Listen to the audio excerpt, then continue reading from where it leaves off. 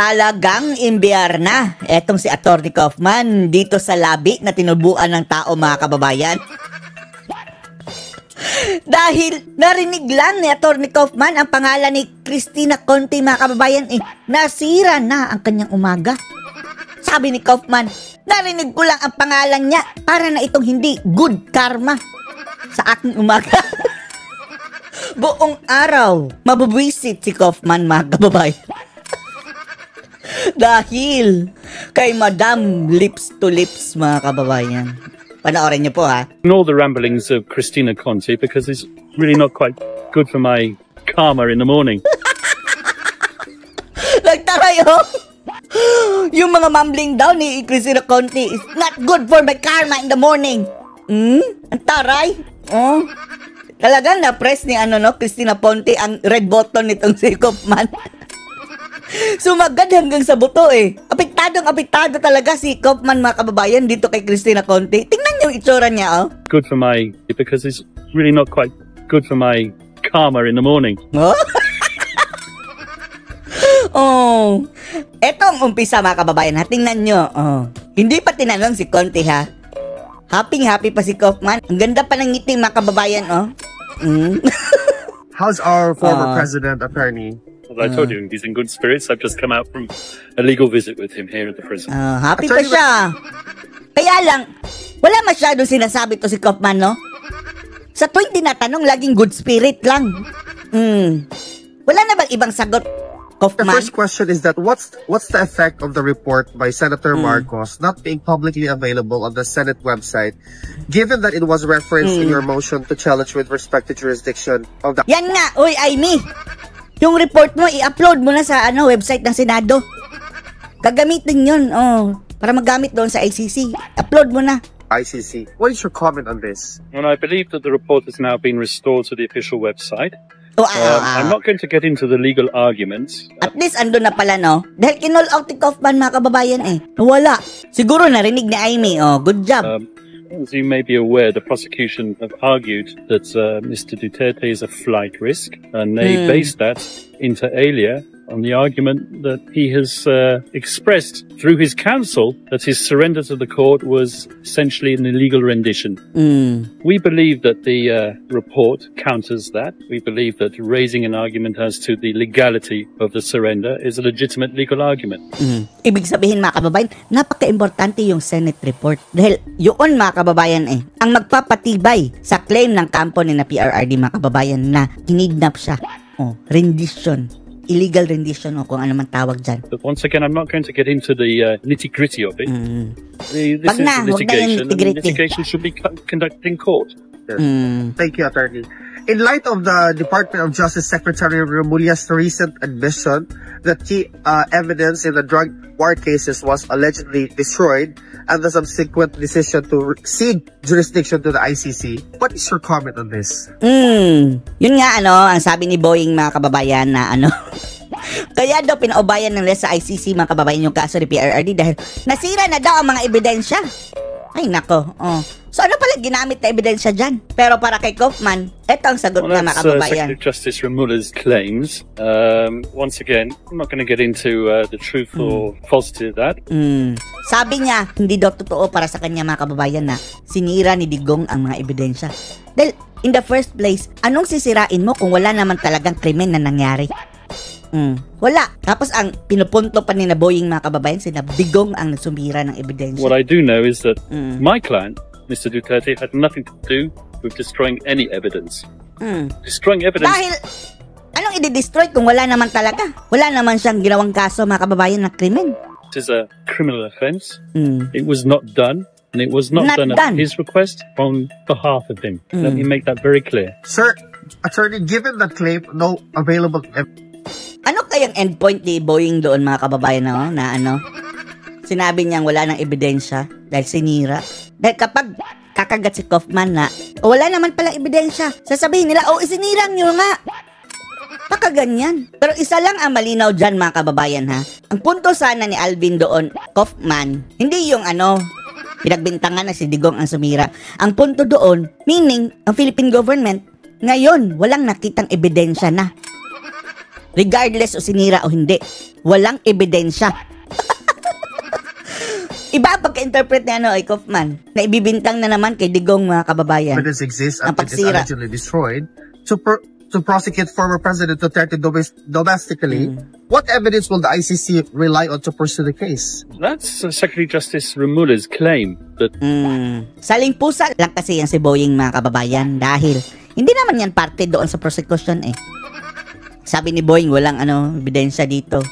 Pero mayroong prenesenta ang prosecution, mga kababayan. Claim lang yan ni Boying. Kung ano ang kanyang purpose niyan, mga kababayan, ewan lang natin. evidence was destroyed. I don't believe it. He might believe it, but I'm telling you, it's not true, and it was not done. Now, regarding Hindi true ha na sinira. the evidence that's going to be brought by the ICC prosecution, I'm not at liberty to disclose that. It's all confidential, and it would be wrong for me to disclose that to the media. Ginugulo nila, mga kababayan, ang dami-dami kasi nagsasalita, mga kababayan, sa kampo ng mga bangag. Attorney, do you think that is a legitimate concern or politically motivated? I don't understand the question. What do you believe that politically That motivated? destroying evidence may obstruct justice or perhaps a sort of cover-up. Do you think that is a legitimate concern or politically Former motivated? president did not destroy any evidence. No one on his behalf destroyed evidence. I'm not going to get into the argument as to who destroyed evidence, but destroying evidence is a criminal offence. My client did not commit criminal offences. He's here facing charges that he did commit criminal offences, that he was responsible for an illegal drugs law. That is not the case. That is Thank not you, a Attorney. case. Attorney Chris, Ayan na. Ito na, mga kababayan, ha. Nabanggit ang pangalan ni Conte, mga kababayan. Tingnan nyo kung paano masira ang araw ni Kaufman. Attorney Cristina Conte warned that any country Ayan na naman ang labi na tinubuan ng babae.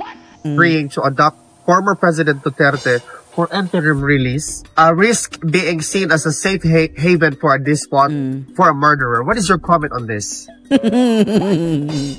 Well, I try to ignore the ramblings of Christina Conte because I it's try to ignore the rambling. Yung daw, mga kababayan, mga putak.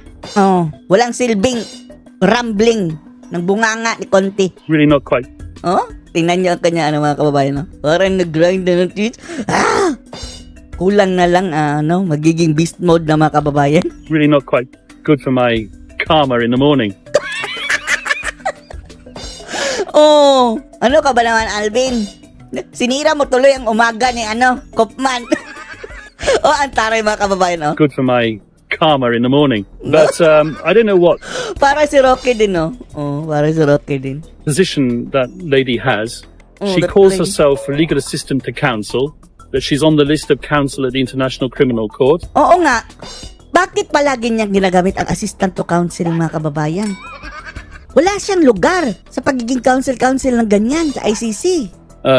I know that she's in communication with the Office of the Victims at the International Bakit Criminal hindi yan parusahan, mga kababayan? Ang daming sinasabi.